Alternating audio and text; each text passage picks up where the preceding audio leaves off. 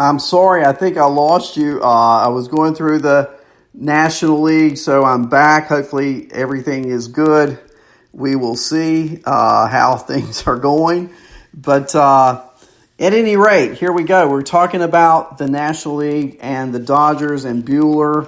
Hopefully you got all that. But I'm talking about the trade I was offered. But as you're talking about fantasy trades in the second half, be careful, be wary of players who may be seated, not playing as much, because you don't want to lose value from players not getting the opportunity to play. So we'll take a look now at some minor league action. I want to do that, and then I want to talk about games for today. Prospects who, if you're on dynasty teams, players who perform well over the weekend. The Angels, Jordan Adams, he's the number 5 prospect for the Angels. He went 3 for 4 with a home run for Class A Burlington. He's now had multi-hit performances in back-to-back games. Seth Beer for the Astros, their number 8 prospect. He's at Double-A Corpus Christi.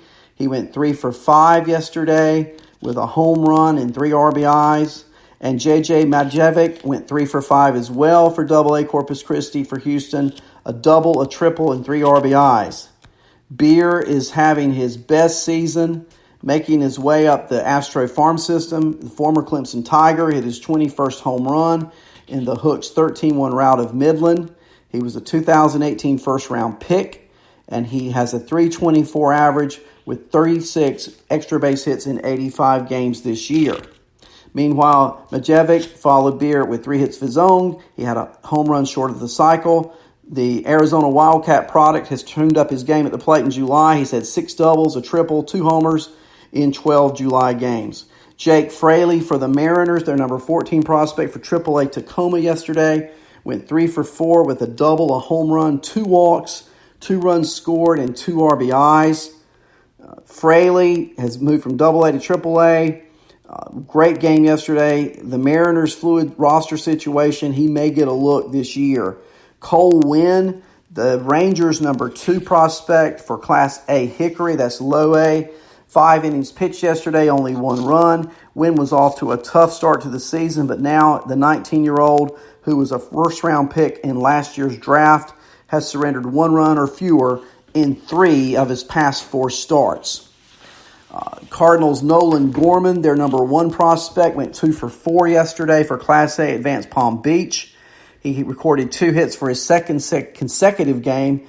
Palm Beach lost the game, but with a pair of singles, he has upped his average another, 15 points over the last week. He also hit a homer in 2 of his past 4 games. And finally, fantasy-wise on the farm, Pirates' Ke'Bryan Hayes, who I have talked about quite a bit on these previous shows, number 2 prospect for the Pirates, number 37 in all of Major League Baseball, son of former Yankee world champion Charlie Hayes. He went 3 for 5 yesterday with a double, a home run, RBI for AAA Indianapolis. He's 19 years old. He was a 2015 first-round pick. He has a contact-first approach, but he has shown pop this season.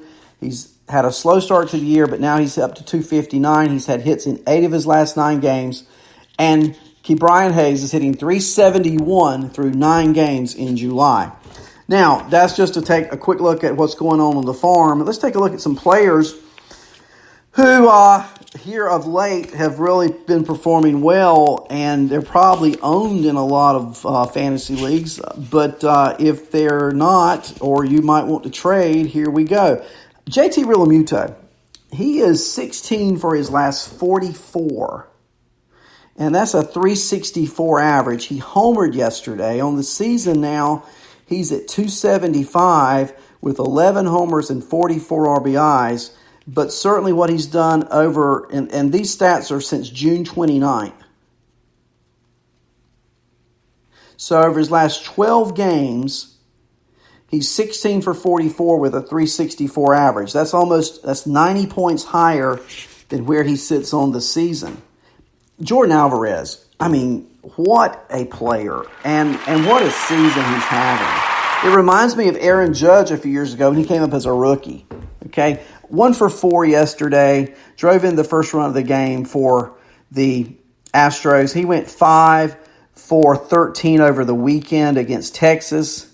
He's hitting .344 with 9 home runs and 29 RBIs. Absolutely a breakout kind of campaign for Alvarez. And the only question is, why didn't Houston call him up sooner? Jorge Soler, over his last 6 games, is 9 for 22 with 2 home runs and is hitting .409. That's right, .409. Now, you look at his season numbers, .247 average, 25 homers and 64 RBIs don't really blow you away.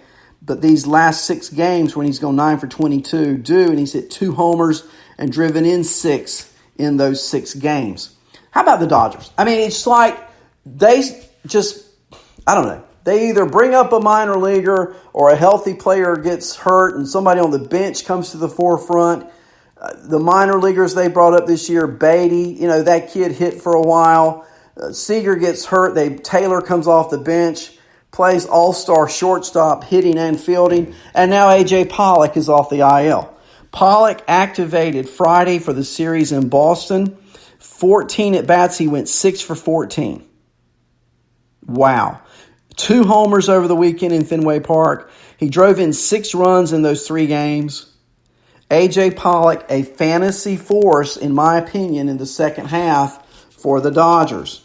Here's another one. If I told you there's a leadoff hitter in the major leagues, this is not a contest, here you go, who is 15 for his last 38 over his last 11 games. I'll do the math for you. That's .395 average. He's a leadoff hitter. 15 for 38. Do you own him on your team? And if I told you that his team played a doubleheader today in Colorado, and they play 4 games in Colorado against right-handed pitching, and he's a left-handed batter, and he has 8 games this week and 7 against right-handed starters, put all that together, would you be interested in this kid for fantasy? Brandon Belt. Brandon Belt on fire for the Giants, hitting .395 over his last 11 games. Certainly worthy of an ad. And here you go.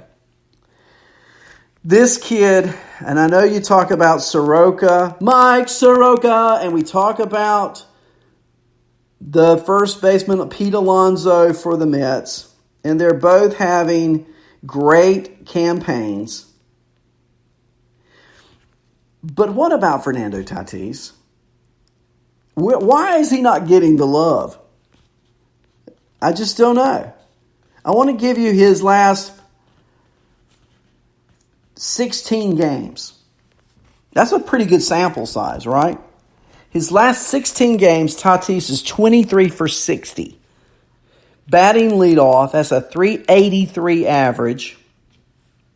In those 16 games, he's hit 6 home runs. In those 16 games, he's stolen 5 bases. Yesterday against Atlanta, he went 4 for 5. He's on a 4-game hit streak. In those 16 games, 7 of 16 have had multiple hits.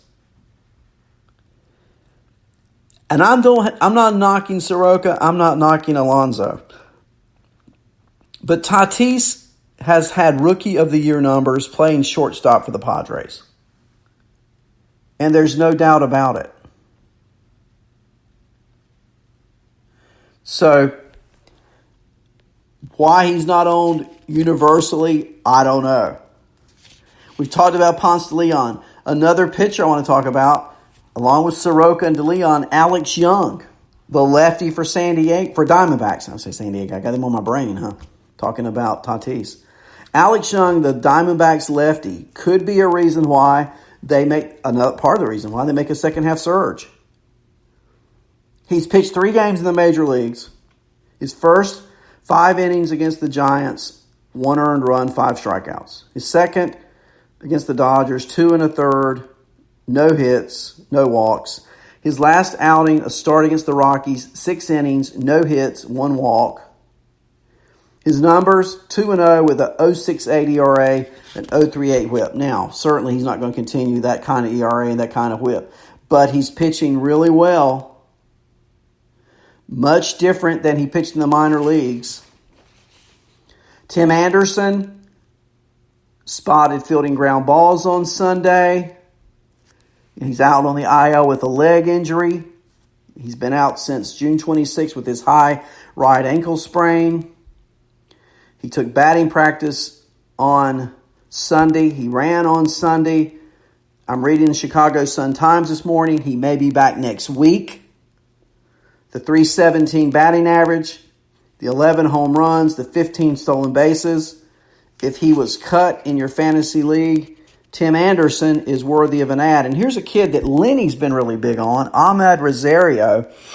He's only at 265 on the year, but over his last 6 games, he's 7 for 19. That's a .368 average for Ahmed Rosario. I want to just real quickly talk about some trade rumors. Stroman, the Yankee scouts were there yesterday. He hit 95 on the gun, gave up 7 hits, walked 2, struck out 7.